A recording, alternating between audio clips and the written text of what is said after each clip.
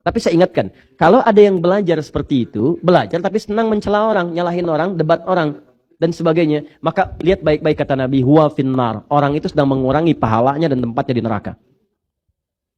Auliyasrifa wujuhan nas ilaih. Atau dia belajar, cita-cita jadi ustadz supaya yang populer, dan kemudian dengan popularitasnya dia kumpulkan jamaah, dia arahkan kepada dirinya saja, dan nggak boleh belajar dengan orang lain. Hadisnya ada. Auliyasrifa wujuhan nas ilaih. Dia ngajar orang, belajar pengetahuan, sampai jadi ustadz, supaya orang berpaling ke dia aja, bukan pada yang lain. Belajar dengan saya aja, yang lain salah. Yang lain nanti terperosok kepada bid'ah. Padahal Anda pun belum mengerti apa itu bid'ah. Tapi Anda dijaga, diterangin versinya aja. Dan dijaga sampai di situ supaya tidak belajar dengan yang lainnya. Tidak menambah wawasan Anda, tidak menambah pengetahuan Anda. Itu kan bertentangan dengan Quran langsung. Quran mengajak kita untuk banyak belajar. Anda dibatasi pelajaran Anda.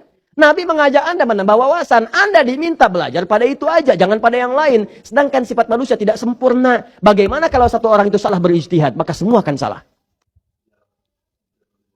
Ini yang jadi bahaya. Jika ada yang seperti itu, maka tempatnya di neraka. Dan kelak di Al-Ahzab disebutkan, muridnya akan mengadu kepada Allah. Awas, akan mengadu. Kalau dia pejabat, ngadu. Kalau dia ustadz, ngadu. Ya Allah, timpakan azab kepadanya 2 kali lipat karena dia saya salah. Kalau dia pejabat, maka karyawan mengadu. Ya Allah, timpakan kepadanya 2 kali lipat. Ya Allah, karena dengan petunjuk dia saya salah. Saya dipaksa berbuat maksiat. Saya ikut tuh karena dia. Saya diminta gini, saya belikan tiket yang palsu, tuliskan yang palsu. Ya Allah, saya tidak punya kekuatan saat itu. Kalau saya masuk neraka sekarang, timpakan kepada dia 2 kali lipat. Termasuk guru yang seperti itu. Huwa finnar, kata Nabi. Guru di neraka. Nah, maka seperti itu. Jadi kalau gurunya sudah banyak mencela, maka otomatis muridnya pun akan pandai mencela. Ya, itu yang paling bahaya. Jelas ya? Nah, saya tidak sedang menyoal siapapun, tidak. Saya ingin menjelaskan fungsi keterangan Nabi. Kalau Anda keberatan, silahkan tanyakan pada Nabi. Yang paling bahaya itu Anda belajar Quran dengan sunnah. Tapi Anda melanggar ketentuan Quran dan sunnah. Pertanyaan saya yang Anda pelajari apa? Apa? Pernah satu ketika saya disebut sesat. Wong sesat. Apa di antara kesesatannya? Ini ustadz yang membenarkan kunut. Innalillahi wa inna ilaihi raji'un. Saya cuma menyampaikan secara objektif. Karena kita diamali pengetahuan. Saya ini subuh saya tidak kunut. Saya kunut nazilah. Tapi kalau saya diundang kemudian di masyarakat itu kunut subuh, saya pimpin dengan kunut. Itulah keteladanan dari imam-imam kita sebelumnya. Karena yang kunut ada dalilnya, saya terangkan dalilnya. Yang tidak kunut ada dalilnya, ini dalilnya. Yang tidak kunut menyebut yang kunut bid'ah, saya jelaskan hadisnya begini. Maksud kalimat bid'ah itu begini, begini, begini, begini. Saya tuliskan semuanya. Atau tahu apa yang terjadi?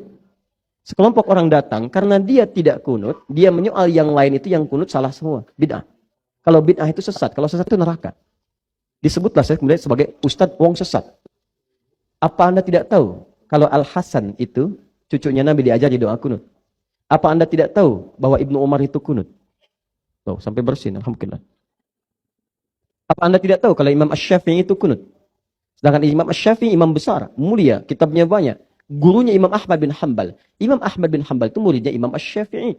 Madzhab Imam Ahmad bin Hanbal menyebar sampai punya murid. Kemudian ada Ibnu Taimiyah, Ibnu Qayyim Al-Jauziyah. Kekinian kemudian Syekh Nasruddin Al-Albani. Muhammad Nasruddin Al-Albani itu madzhab di antaranya Hambali. Diambil oleh beliau banyak. Imam Ahmad bin Hanbal itu muridnya Imam Asy-Syafi'i, menyanjung Imam Asy-Syafi'i. Cuma pilihan dengan gurunya dalam kunut berbeda, tapi tidak pernah menyebut Imam Syafi'i bid'ah.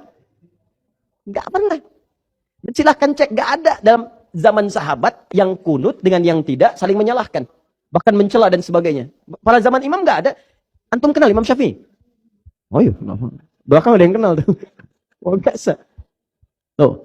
Imam Asy-Syafi'i datang ke majelisnya Imam Abu Hanifah. Imam Abu Hanifah sudah wafat. Jadi Imam Abu Hanifah itu wafat di tahun Imam Syafi'i lahir. 150 Hijrah. Yang ada di antara murid-muridnya. Begitu datang ke sana dengan murid-murid Imam Syafi'i. Subuh. Dimintalah beliau jadi imam. Muridnya mengatakan pendapat kita unggul nih. Karena kunut. Imam Abu Hanifah nggak kunut. Mazhabnya tidak kunut. Bahkan murid-muridnya nggak kunut. Tapi begitu beliau sholat subuh. Ternyata Imam Asy-Syafi'i tidak kunut.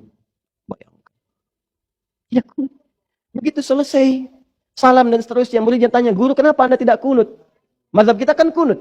Apa kata Imam Syafi'i? Saya menghormati pendapat Al-Imam Abu Hanifah rahimahullah yang berlaku di sini. Imam Asy-Syafi'i kunut. Datang kemudian dengan Imam Ahmad bin Hanbal. Begitu sholat di tempatnya Imam Ahmad bin Hanbal, muridnya mempersilahkan guru, silahkan untuk memuliakan gurunya. Kata Imam Asy-Syafi'i, tempat di sini lebih tahu dengan suaramu. Maksudnya kebiasaan sholatnya ngikuti kebiasaan kamu, jangan saya yang jadi imam. Itu fikihnya. Jadi kalau Anda datang ke tempat mazhab yang lain, Anda belajar fikih mazhab itu. Bukan orang itu disuruh ngikuti mazhab Anda. Salah. Saya di Indonesia, nggak ada mazhab di sini. Maksudnya banyak nih, ada yang Syafi'i, ada yang Hambali, ada yang macam-macam. Kita pelajari. Saya diundang ke Malaysia, di sana mazhab Syafi'i. Maka saya belajar mazhab Syafi'i. Bukan orang Malaysia saya suruh belajar mazhab saya. Bukan seperti itu caranya. Maka kata Imam Syafi'i, Anda yang imam. Begitu beliau imam, beliau nggak kunut. Dan Imam Syafi'i pun tidak kunut. Makmum di belakang muridnya tidak kunut. Dan yang paling hebat, setelah Imam Ahmad salam, Imam Syafi'i tidak sujud sahwi. Tuh. Jadi Anda pun yang biasa kunut, biasa aja kalau Anda jadi ada makmum, imamnya nggak kunut, Anda nggak usah marah. Tiba-tiba imamnya selesai, sujud sahwi. Ada lagi yang aneh juga, sama juga begitu. Nggak jauh beda kelakuannya. Imamnya kunut, makmumnya kan harusnya ngikutin. Ya, kan kata Nabi, "Innama ju'ilal imamu liyutamma bihi." Imam dijadikan untuk diikuti. Awas, jadi kalau imamnya sujud, Anda jangan ruku. Imam sujud, Anda sujud. Imam kunut, Anda kunut. Jadi ketika imam mengatakan Allahumma hdina fiman hadait, imma Anda ikuti atau Anda aminkan. Ya, ini kan aneh. Imamnya kunut, jadinya diem. Allahumma hdina fiman hadait, bid'ah. Bingung saya. Coba lihat belajar lagi deh, coba lihat belajar lagi. Syekh Utsaimin rahimahullah, masya Allah, itu orang baik, soleh. Syekh Utsaimin itu orang soleh, orang baik, orang tawadhu, nggak gemar dipuji orang. Apa fatwanya pada hal ini? Ketika Anda tidak kunut dan sholat di belakang orang kunut, maka Anda mengaminkan, ikut kunut. Coba kalau benar belajarnya tuh seperti itu.